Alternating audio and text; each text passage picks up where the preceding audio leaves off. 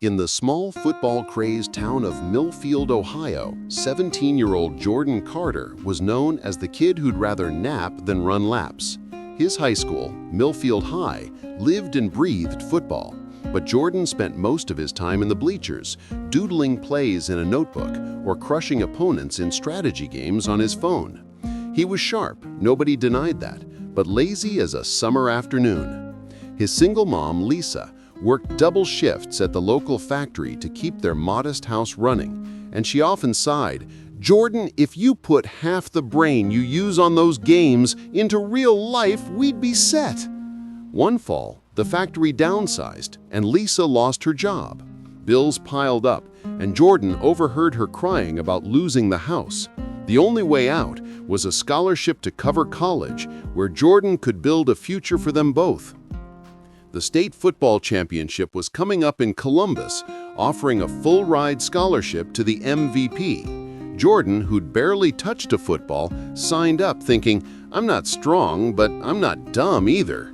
His teammates laughed. "Jordan, the slacker, on the field?" The town whispered he'd flop.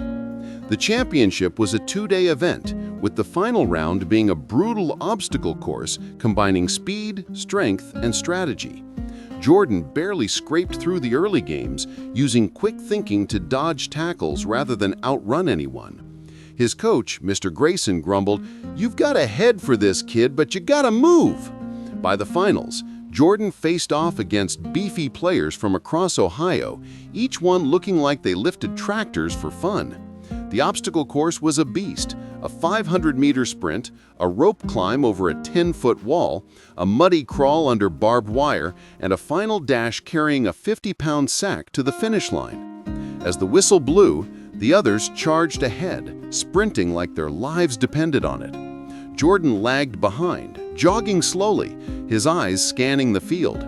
He noticed the equipment shed nearby, left open for emergency repairs.